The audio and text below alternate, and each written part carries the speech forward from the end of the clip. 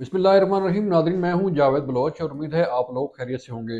आज की सबसे अहम खबर ये है कि तहरीक इंसाफ यानी कि सुन्नी इत्तेहाद कौंसिल की जो मखसूस नशिस्तें थीं वो बाकी जमातों में तकसीम कर दी गई हैं। वो कुछ जो सीटें हैं वो नून लीग को मिल गई, कुछ पीपल्स पार्टी को मिल गई, कुछ MQM को मिल गई, कुछ JUIFA को मिल गई। तो सुन्नी इत्तेहाद कौंसिल को वो नशिस्तें नहीं मिल पाई। इस पर हम तफसीली बात करने जा रहे हैं कि तहरीक इंसाफ के पास ऑप्शन क्या है, सुन्नी इत्तेहाद कौंसिल के पास ऑप्शन क्या है कि उनकी सीटें जो हैं वो वापस हो जाएं, जो कि नहीं लग रहा कि उन्हें वापस मिलेंगी। फिर आज एक और बड़ी अहम डेवलपमेंट हुई है कि कौमी असम्बली में तहरीक इंसाफ के बानी चेयरमैन इमरान खान की रिहाई के लिए करारदाद जमा करवाई गई है। इस करारदाद की क्या कानूनी हैसियत है और क्या करारदाद से किसी ऐसे शख्स को रिहाई मिल सकती है जिसे अदालतों ने सज़ा सुनाई हो, या जो है वो कोई और ऑप्शन जो है इसमें कोई इस्तेमाल हो सकती है कि नहीं हो सकती, इस पे बात करेंगे। और फिर तहरीक इंसाफ ने एहतजाज की कॉल दे दी है, फिर सड़कों पर आने का फैसला किया है। ये मामला बड़ा जो है वो तशवीशनाक सूरत इख्तियार करता जा रहा है कि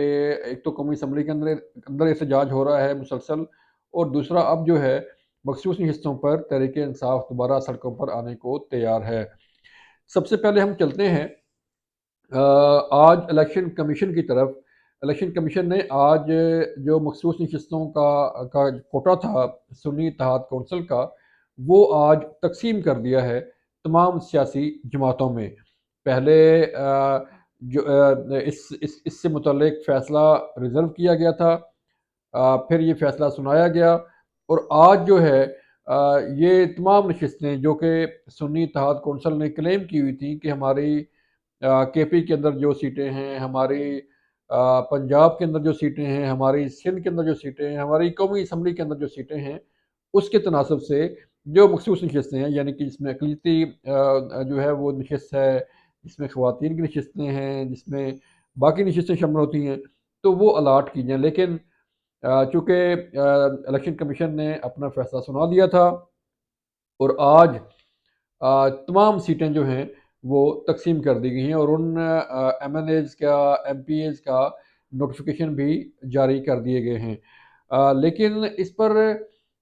जो तहरीक इंसाफ के पास ऑप्शन है उस पे गौर किया जा रहा है। वो ये है कि हाई कोर्ट से रजू किया जाए, अदालत में जाया जाए, कोर्ट का डोर जो है वो नॉक किया जाए कि उन्हें रिलीफ मिले।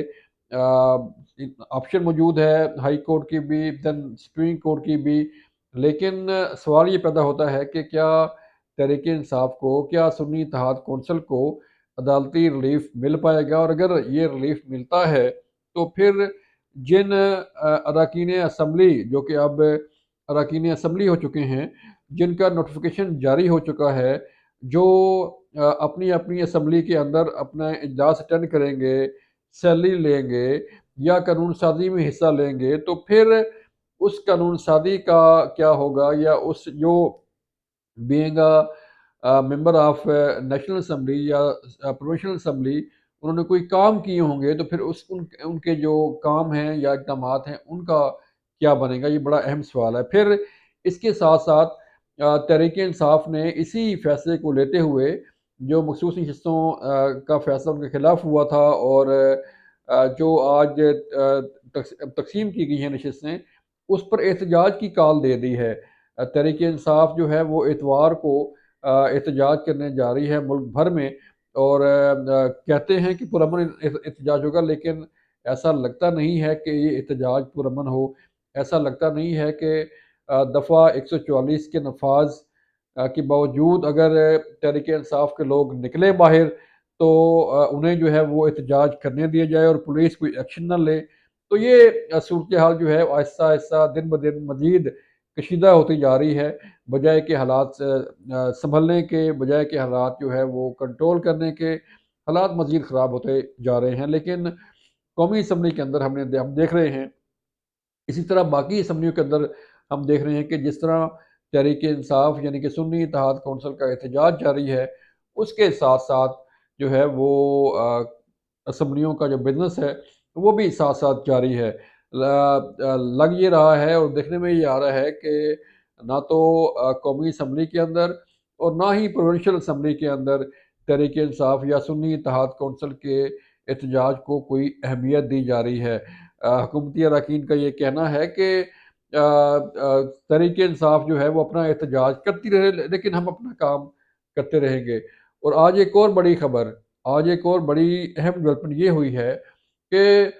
سنی اتحاد کونسل کی طرف سے ایک قرارداد جمع کروائی گئی ہے قومی اسمبلی کے اندر، اور اس میں یہ ڈیمانڈ کی گئی ہے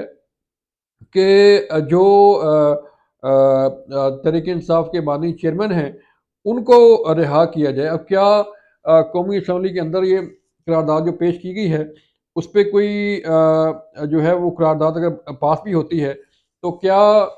اس قرارداد پر جو ہے وہ کوئی ہو سکتا ہے کہ ان میں کوئی، معاف کیجیے گا، اس میں کوئی ایسا آپشن ہے کہ اگر یہ قرارداد پاس بھی ہو جائے تو رہائی مل سکے کسی ایسے شخص کو جس کو عدالتوں نے سزا دی ہو؟ معاملہ یہ نہیں ہے کہ قومی اسمبلی کے اندر جو ہے وہ اگر قرارداد پیش کر دی گئی ہے تو وہ پاس بھی ہو جائے، یا اگر پاس ہوتی بھی ہے تو پھر بھی جو ہے وہ اس پہ کوئی ریلیف مل جائے عمران خان کو۔ آج ہم نے بات کی ایک جو ڈپٹی اسپیکر کے عہدے کے لیے کینڈیڈیٹ تھے تحریک انصاف کے، ان سے جنید اکبر خان کا یہ کہنا ہے کہ ہمیں تو عوام نے ووٹ دیا ہے خان کی بات کرنے کے لیے قومی اسمبلی کے اندر۔ ہم نے پوچھا کہ آپ عوام کی بات کیوں نہیں کرتے، صرف خان کی بات کیوں کر رہے ہیں؟ تو انہوں نے یہ صاف کہا جی کہ ہم تو آئے اس لیے ہیں، بیٹھے اس لیے ہیں کہ صرف اور صرف خان کی بات کریں، کہیں ملک کی بات نہیں ہے، کہیں عوام کی بات نہیں ہے، کہیں مسائل کے حل کی بات نہیں ہے، اور صرف تحریک انصاف کے بانی چیئرمین عمران خان کی بات ہی کی جا رہی ہے۔ دیکھتے ہیں یہ کس حد تک بات جو ہے وہ آگے نکلتی ہے اور کس حد تک جو ہے وہ چیزیں آگے بڑھتی ہیں۔ لیکن کے پی خیبر پختونخوا کے جو وزیر اعلیٰ ہیں علی امین گنڈا پور، آج انہوں نے بھی ملاقات کی ہے اڈیالہ جیل میں تحریک انصاف کے بانی چیئرمین عمران خان سے، اور وہاں بھی یہی ڈسکس ہوا ہے کہ جو قومی اسمبلی کے اندر اور باقی جگہوں پہ اپنا بھرپور احتجاج ریکارڈ کرایا جائے۔ یہ احتجاج کیا رنگ لائے گا، یہ احتجاج کس طرف جائے گا، یہ تو آنے والا وقت ہی بتائے گا۔ اپنا خیال رکھیے گا۔ اللہ حافظ۔